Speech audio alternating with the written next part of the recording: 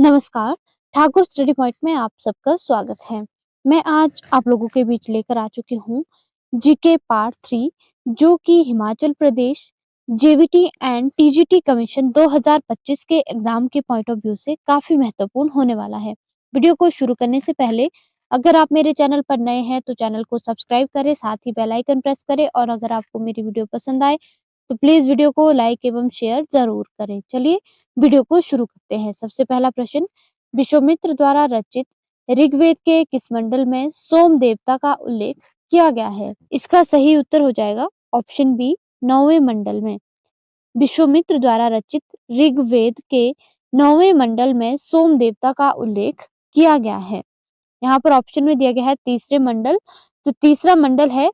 तीसरे मंडल में सूर्य देवता सावित्री के लिए समर्पित प्रसिद्ध गायत्री मंत्र का वर्णन किया गया है।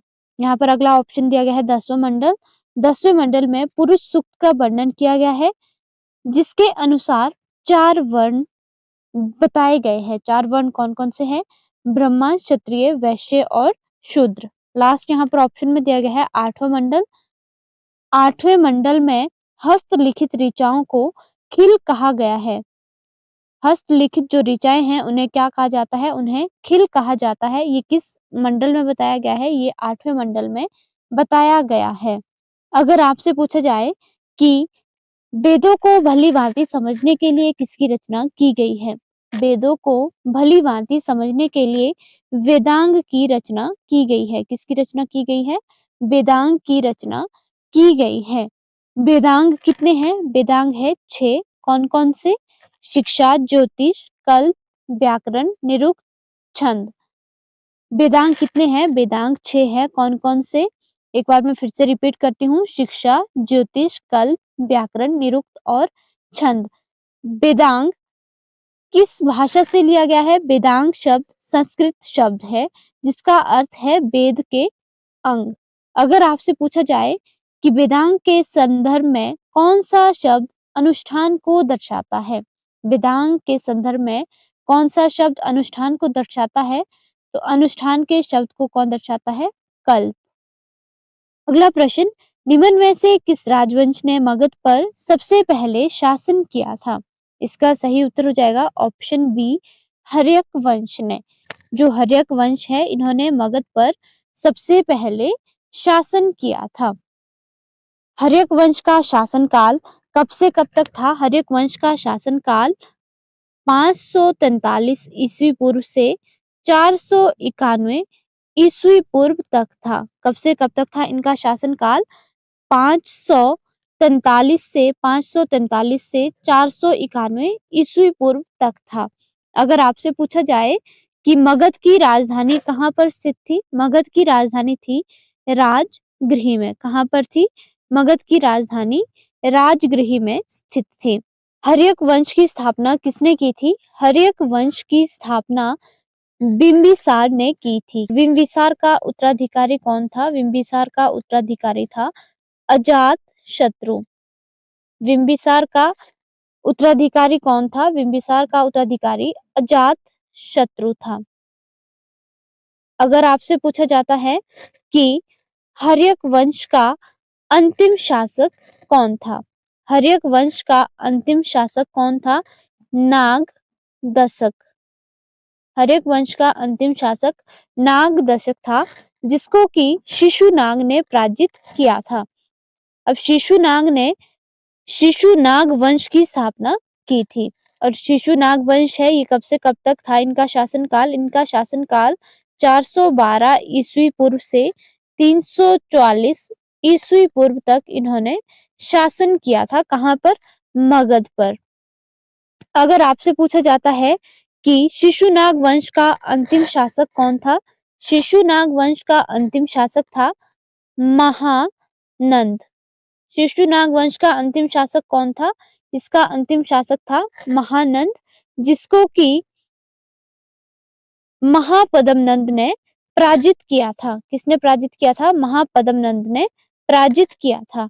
अगर आपसे पूछा जाए कि मगध पर तीसरा शासन करने वाला वंश कौन सा था? तीसरा वंश था नंद वंश। नंद वंश की स्थापना किसने की थी? नंद वंश की स्थापना महापद्मनंद ने महानंद को हराकर की थी। और इनका शासनकाल कब से कब तक था? इनका शासनकाल 344 ईस्वी पूर्व से 322 ईस्वी पूर्व तक था। कब से कब तक था? 344 से 322 ईस्वी पूर्व तक था।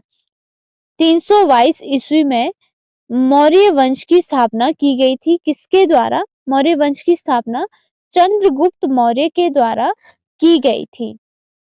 अगला प्रश्न, हरिसेन किस राजा के दरबारी कवि थे? इसका सही उत्तर हो जाएगा ऑप्शन डी, समुद्रगुप्त के। जो हरिसेन है ये समुद्रगुप्त के दरबारी कवि थे। जो हरिसेन है ये 4वीं शताब्दी के संस्कृत कवि, राजनीतिज्ञ और सरकार के मंत्री थे। जो मौर्य साम्राज्य है इसकी राजधानी किसके द्वारा पाटलिपुत्र के लिए स्थानांतरित की गई थी? मौर्य साम्राज्य की जो राजधानी थी उसे पाटलिपुत्र के लिए स्थानांतरित किसके द्वारा किया गया था? कालाशोक के द्वारा पाटलिपुत्र के लिए राजधानी को स्थानांतरित किया गया था। समुद्रगुप्त को कविराज के नाम से भी जाना जाता है। समुद्रगुप्त को किस नाम से जाना जाता है? समुद्रगुप्त को कविराज के नाम से भी जाना जाता है। समुद्रगुप्त की वीरता का वर्णन करने वाली प्रसिद्ध कृति प्रयाग प्रशस्ति किसने लिखी थी? समुद्रगुप्त की वीरता का वर्णन करने वाली प्रसिद्ध कृति प्रयाग प्रशस्ति हरिसेन के द्वारा लिखी गई थी और इसे इलाहाबाद शिलालेख स्तंभ के नाम से भी जाना जाता है। जो बी.ए. स्मिथ है, बी.ए. स्मिथ ने समुद्रगुप्त को भारत का नेपोलियन कहा था। यहाँ पर ऑप्शन में दिया गया है कनिष्क। कनिष्क किस वंश से संबंधित था? कनिष्क कुषाण वंश का एक प्रसिद्ध या महान शासक था। अशोक मौर्य वंश से संबंधित था। यहाँ पर ऑप्शन में दिया गया अकबर। अकबर किससे संबंधित था? ये मुगल वंश से संबंधित था। अगला प्रश्न, गुप्त शासन में किस प्रकार की शासन प्रणाली थी? इसका सही उत्तर हो जाएगा ऑप्शन ए, राजतंत्रात्मक। जो गुप्त शासन है उस समय राजतंत्रात्मक प्रणाली थी, यानी कि जो राजा का पद होता था ये वंशानुक्रम के आधार पर चलता रहता था। गुप्त काल को भारतीय संस्कृति का स्वर्ण काल कहा जाता है। अगला प्रश्न, पृथ्वी अक्ष के चारों ओर किस दिशा में घूमती है? इसका सही उत्तर हो जाएगा पश्चिम से पूरब की ओर, यानी वेस्ट टू ईस्ट घूमती है। तो पृथ्वी अपने अक्ष पर 23 घंटे 56 मिनट और 46 सेकंड का एक चक्कर पूरा करती है। पृथ्वी किस रफ्तार से घूमती है? पृथ्वी किस रफ्तार से घूमती है? ये 1610 किलोमीटर पर आवर की रफ्तार से घूमती है। अगर आपसे पूछा जाए कि पृथ्वी अपने अक्ष पर कितने डिग्री झुकी हुई है? पृथ्वी अपने अक्ष पर 23.5 डिग्री झुकी हुई है। पृथ्वी की गतियां कितनी हैं? पृथ्वी की 2 गतियां हैं। कौन कौन सी? दैनिक गति जिसे कि परिभ्रमण कहा जाता है और दूसरी है वार्षिक गति जिसे कि परिक्रमण कहा जाता है। अगला प्रश्न, ओजोन परत वायुमंडल की किस परत में स्थित है? इसका सही उत्तर हो जाएगा ऑप्शन बी, समताप मंडल में। ओजोन परत समताप मंडल में स्थित है। जो समताप मंडल है इसकी ऊंचाई कितनी है? इसकी ऊंचाई 50 किलोमीटर तक फैली हुई है। यहाँ पर दिया गया है क्षोभ मंडल। जो क्षोभ मंडल है इसकी ऊंचाई 7 से 20 किलोमीटर तक है और इसमें मौसम संबंधी सभी घटनाएं होती हैं। यहाँ पर ऑप्शन में दिया गया है मध्य मंडल। मध्य मंडल की ऊंचाई कितनी है? मध्य मंडल की ऊंचाई है 50 से 85 किलोमीटर। इसमें जो उल्कापिंड होते हैं वो जलकर राख हो जाते हैं। लास्ट ऑप्शन दिया गया है आयन मंडल। आयन मंडल में पृथ्वी से प्रसारित होने वाली रेडियो तरंगे इस परत से रिफ्लेक्ट होती है। और लास्ट मंडल कौन सी है? लास्ट मंडल है बहिर्मंडल और ये सबसे बाहरी परत है। अगर आपसे पूछा जाए कि ओजोन परत का फॉर्मूला क्या है? तो ओजोन परत का फॉर्मूला है O3। और ओजोन दिवस कब मनाया जाता है? ओजोन दिवस 16 सितंबर को मनाया जाता है। अगला प्रश्न, 1946 में सर्वप्रथम किस व्यक्ति ने पहाड़ी राज्य के निर्माण की मांग की थी? इसका सही उत्तर हो जाएगा ऑप्शन डी, ठाकुर हजारा सिंह के द्वारा सर्वप्रथम पहाड़ी राज्य के निर्माण की मांग की गई थी।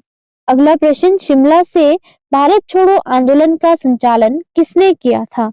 इसका सही उत्तर हो जाएगा ऑप्शन बी, राजकुमारी अमृत कौर ने शिमला से भारत छोड़ो आंदोलन का संचालन किया था। आज के लिए इतना ही, धन्यवाद।